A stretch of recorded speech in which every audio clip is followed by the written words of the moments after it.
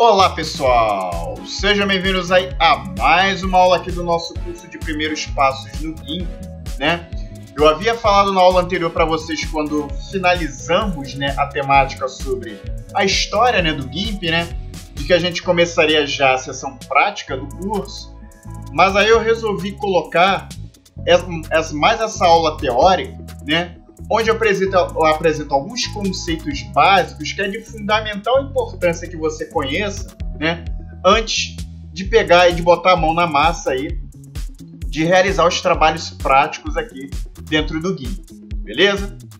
Então, é isso aí que eu vou trabalhar na aula de hoje com vocês aí. Agora sim, né, com essa aula finalizando aí a abordagem teórica aí desse módulo, beleza? Mas antes, como de costume, aí eu já peço aí para que você já vá deixando o seu like aí no vídeo, se inscreva no canal se ainda não for inscrito, ative o sininho de notificações para ser notificado sempre que lançarmos aulas novas do curso aqui no canal. Se você está chegando de paraquedas nesse vídeo, saiba que ele faz parte do curso de primeiros passos no GIMP, que estamos disponibilizando gratuitamente aqui no nosso canal. Eu vou deixar a playlist desse curso no canto superior direito da sua tela para que você tenha acesso a todas as aulas dessa playlist dentro de uma sequência lógica. E se você quiser saber mais sobre o GIMP, a utilizar o GIMP profissionalmente, nós temos um curso completo de GIMP do zero ao avançado em nossa plataforma fechada, cujo link eu vou deixar aqui na descrição do vídeo, caso você queira saber mais informações, beleza? Então, deixemos de enrolação e vamos lá.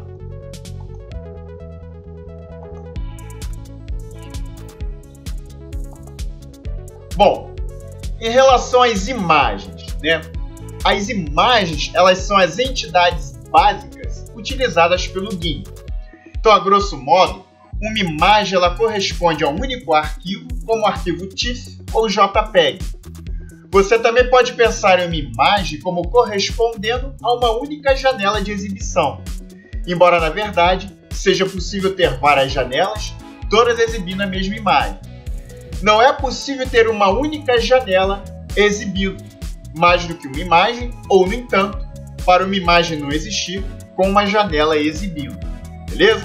Então, esses aqui são os termos básicos aqui em relação às imagens. A imagem no GIMP ela pode ser algo muito complicado. Então, ao invés de pensar nela como uma folha de papel com uma imagem sobre ela, é melhor pensar na imagem mais como uma pilha de folhas, com cada folha sendo chamada de camadas, né? Então, além de uma pilha de camadas, uma imagem do GIMP pode conter uma máscara de seleção, um conjunto de canais e um conjunto de caminhos. Então, na realidade, o GIMP ele fornece até um mecanismo para agregar dados arbitrários, que são chamados parasitas, entre aspas, em uma imagem. Mas somente extensões especializadas é que fazem uso desse mecanismo.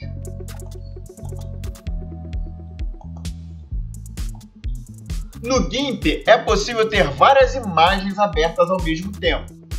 Embora as imagens grandes possam usar muitos megabytes de memória, o GIMP usa um sofisticado sistema de gerenciamento de memória baseado em pedacinhos chamados tiles, que permite ao GIMP lidar com imagens muito grandes de forma elegante. No entanto, há limites para isso e ter mais memória disponível pode melhorar o desempenho aí do sistema.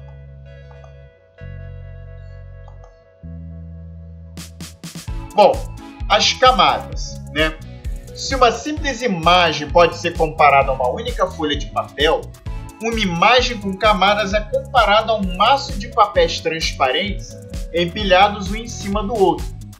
Você pode desenhar em cada papel, mas ainda ver o conteúdo das outras folhas através das áreas transparentes. Também é possível mover uma folha em relação às outras. Usuários sofisticados do GIMP frequentemente lidam com imagens que contêm muitas camadas, até mesmo dezenas delas. As camadas não precisam ser opacas e elas não precisam cobrir toda a extensão de uma imagem. Assim, quando você olhar para uma imagem na tela, você pode ver mais do que apenas a camada superior, você pode ver os elementos de muitas camadas.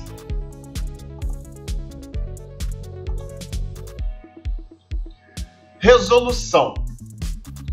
As imagens digitais consistem em uma grade de pixels quadrados. Cada imagem possui um tamanho medido em duas dimensões, como 900 pixels de largura por 600 pixels de altura. Então, a imagem digital ela se baseia na relação entre essas duas dimensões, a largura e a altura, ambas medidas em pixels. Mas os pixels não têm um tamanho definido no espaço físico. Então, para configurar uma imagem para impressão, nós usamos um valor chamado resolução, que é definido como a relação entre o tamanho de uma imagem em pixels e seu tamanho físico, geralmente medido em polegadas, quando ela é impressa em papel. Então, a maioria dos formatos de arquivo, mas não todos, pode salvar esse valor, que é expresso pela sigla PPI, que significa aí, do inglês, pixels por polegada. Então, ao imprimir um arquivo, a resolução ela determina o tamanho que a imagem terá no papel e, consequentemente, o tamanho físico dos pixels. Então, a mesma imagem de 900 por 600 pixels pode ser impressa como um pequeno cartão de 3 por 2 polegadas com pixels quase imperceptíveis, ou como um pôster grande com pixels grandes e grossos.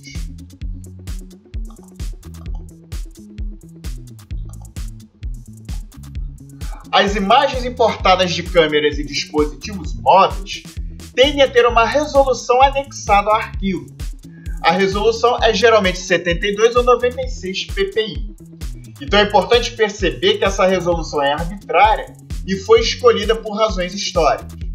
Então você sempre pode alterar a resolução com GIMP, e isso não afeta aí os pixels reais da imagem. Além disso, para usos como exibição de imagens online em dispositivos móveis, televisão ou videogames, em suma, qualquer uso que não seja impresso, o valor da resolução ele não tem sentido nenhum e é completamente ignorado. Então, ao invés disso, a imagem geralmente é exibida de modo que cada pixel da imagem corresponda a um pixel da tela.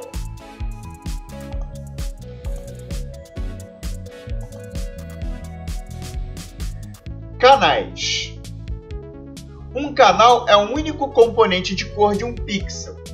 Para um pixel colorido no GIMP, esses componentes são geralmente o vermelho, o verde e o azul, que é o sistema RGB, e algumas vezes a transparência, aí, que é o canal alfa. Então, para uma imagem em tons de cinza, os canais são cinza, ou valor, e alfa. E para uma imagem colorida indexada, eles são classificados como índice e como alfa. A matriz retangular completa de qualquer um dos componentes de cor de todos os pixels de uma imagem, em todas as camadas visíveis, é também chamada de um canal. Você pode ver esses canais de cor com a caixa de diálogo de canais que nós veremos aí ao longo aqui do nosso curso.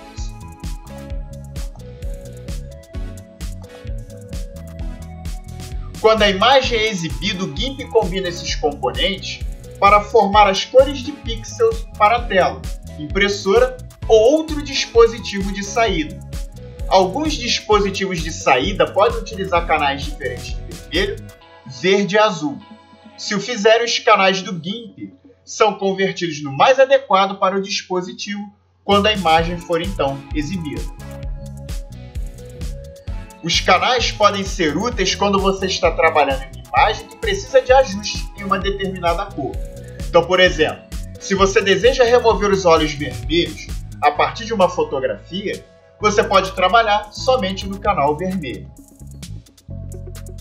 Você pode ver os canais como máscaras que permitem ou restringem a saída da cor que o canal representa. Ao usar filtros nas informações do canal, você pode criar muitos efeitos variados e sutis em uma imagem.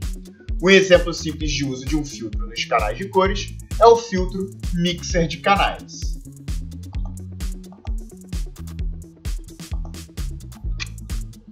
Além desses canais, o GIMP também permite criar outros canais, ou mais corretamente falando, máscaras de canais, que são exibidos na parte inferior da caixa de diálogo de canais.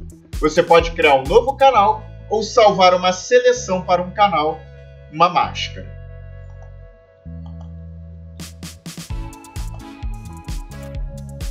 Seleções. Muitas vezes, ao modificar uma imagem, você deseja que apenas uma parte da imagem seja afetada. O mecanismo de seleção torna isso possível. Cada imagem tem sua própria seleção que você normalmente vê como uma linha tracejada em movimento, separando as partes selecionadas das não selecionadas, as chamadas formigas marchando. Na verdade, isso é um pouco enganador. A seleção no GIMP é um recurso que é graduado e não apenas tudo ou nada. E realmente a seleção ela é representada por um canal de escala de cinza completo. A linha tracejada que você normalmente vê é simplesmente uma linha de contorno no nível de 50% selecionado. A qualquer momento, porém, você pode visualizar o canal de seleção em todos os seus detalhes gloriosos, alternando aí para o botão Quick Mask. Beleza? Tudo isso aqui, repito, nós veremos aqui ao longo do curso. Uma grande parte do que é necessário para aprender a usar o GIMP efetivamente é adquirir a arte de fazer boas seleções. Seleções que contêm exatamente o que você precisa e nada mais. Como a manipulação de seleções é tão importante, o GIMP ele fornece muitas ferramentas para isso. Uma variedade de ferramentas para criar seleções, um menu de operações na seleção e a capacidade de alternar para o modo máscara rápida e que você pode tratar o canal de seleção como se fosse um canal de cor e assim pintar diretamente na seleção.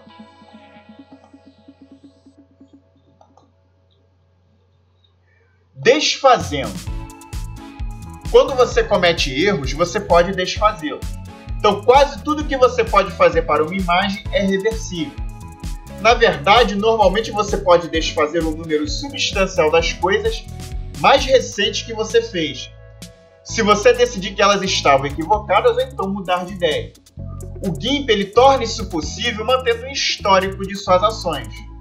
Porém, esse histórico ele consome memória da sua máquina. Então, a habilidade de desfazê-la não é infinita. Então, algumas ações usam muito pouca memória para desfazer, de modo que você pode fazer dezenas delas antes que as primeiras sejam excluídas desse histórico.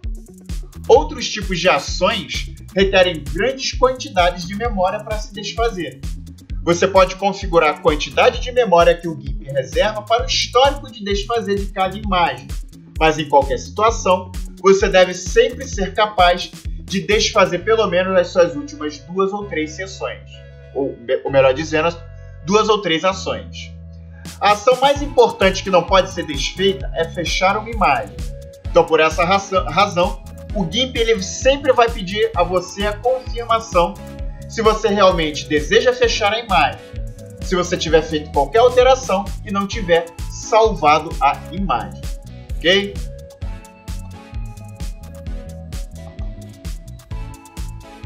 Plugins. Muitas, provavelmente a maioria das coisas que você faz uma imagem no GIMP são feitas pela aplicação GIMP em si. No entanto, de forma nativa. No entanto, o GIMP também faz uso extensivo de plugins, que são programas externos que interagem de perto com o GIMP e são capazes de manipular imagens e outros objetos do GIMP de formas muito sofisticadas. Plugins muito importantes são instalados junto com o GIMP, mas há muitos disponíveis também por outros meios. Na verdade, escrever plugins em scripts é a maneira mais fácil para as pessoas que não estão na equipe de desenvolvimento do GIMP adicionarem novas capacidades ao programa. Beleza?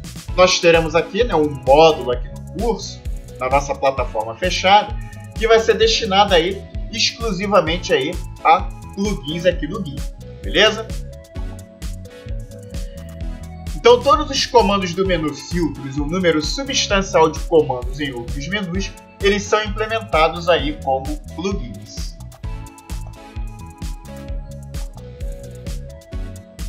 Scripts. Além de plugins, que são programas escritos em linguagem C ou em Python, o GIMP também pode fazer uso de scripts. né?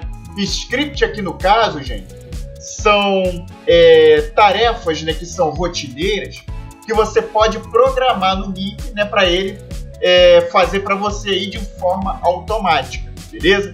Sem precisar de você estar sempre reproduzindo essas tarefas de forma manual, beleza? Então, de uma maneira bem sucinta é isso. O script é um roteiro que você pode programar no GIMP para ele automatizar aí tarefas que lhe são rotineiras.